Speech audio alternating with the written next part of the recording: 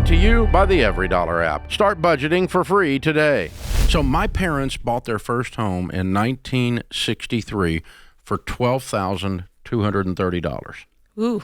Okay, that house today would be what, $400K, right? And they don't live in that house anymore. But I mean, that house today, that's what it would sell for. I know right where it is. It's just over the hill over here. And I still live in the same area. Mm-hmm. And that was 1963. You know what my grandparents said? How can any young people buy a house for $12,000 on a 30-year? You're going to pay on it till you die. It's awful. And you know what the interest rate was? It was 4.5%. Oh, God. That's what my grandparents said. Dave, this was supposed to be my rant. But I mean, that's all that's happening right now, right?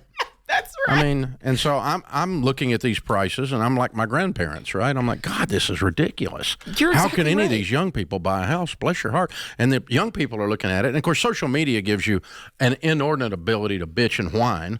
And all so day you people, long. some of you people whine and wallow in the victim stuff from now on. Yeah, you boomers bought your house with 2 buckets of strawberries. Y'all don't know what's going on. And it's like, oh, God, your whining is unbelievable. It's a lot. It is a lot. But I understand because it's scary. I do understand. You feel trapped. And you've never experienced that up until this point. Feel trapped. But my point is it's always been that way.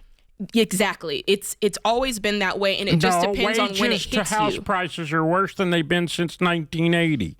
Yep, that's true. But every generation has their version of that. So here, I was doing an interview with an NPR lady yesterday, doing a thing on real estate. It's going to come out later, I guess, whenever the NPR does her thing. Mm-hmm. And she said, so what do people do? What do they do? Because wages, it's systemically broken. What do they do? And I said, well, there's always been a time and there's always been a place where someone lived in a neighborhood they could not afford. Mm-hmm. Okay. When I started doing the show 35 years ago, you could not live in Los Angeles or Manhattan downtown unless you made X number of dollars. That's right. You can't afford it.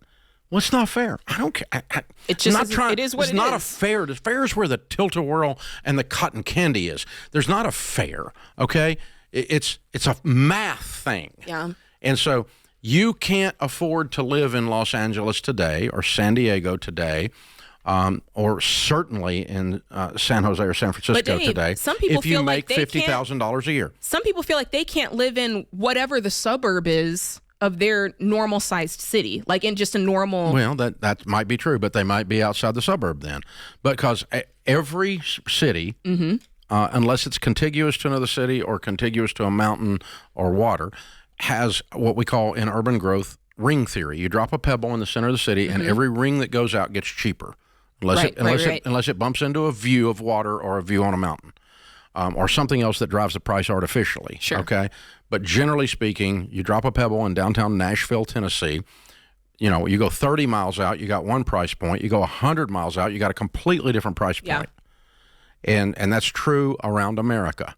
Okay, it's true in Columbus, Ohio. Mm-hmm. It's true in Austin, Texas. It's true in Dallas, Texas, except you run over there into Fort Worth because they're beside each other.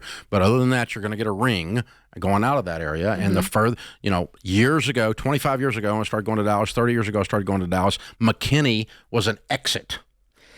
And now it's a metroplex, right? Yeah. North Dallas, right?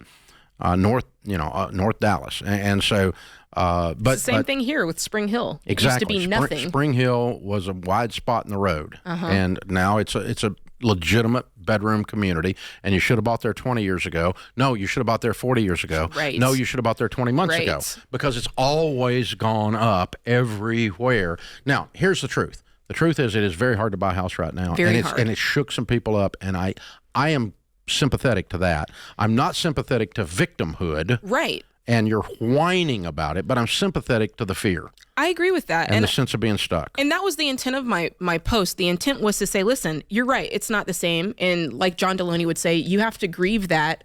Grieve what was and grieve what won't be anytime soon, and then decide take action. Decide how you're going to live. Yeah, decide how you're going to live. Because you don't get to yell and scream and they change prices because of your whining.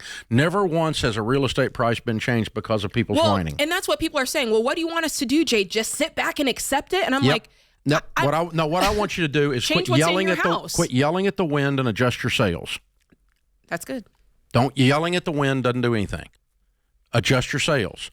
And so you need to decide, maybe I used to think I could live in this city making this much money. So I've got to adjust my income with my career choices.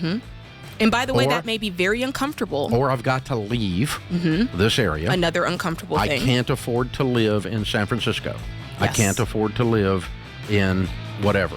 Yeah. I may have to live 100 miles out of a city instead of 30 miles out of a city Very if true. I want to own a home.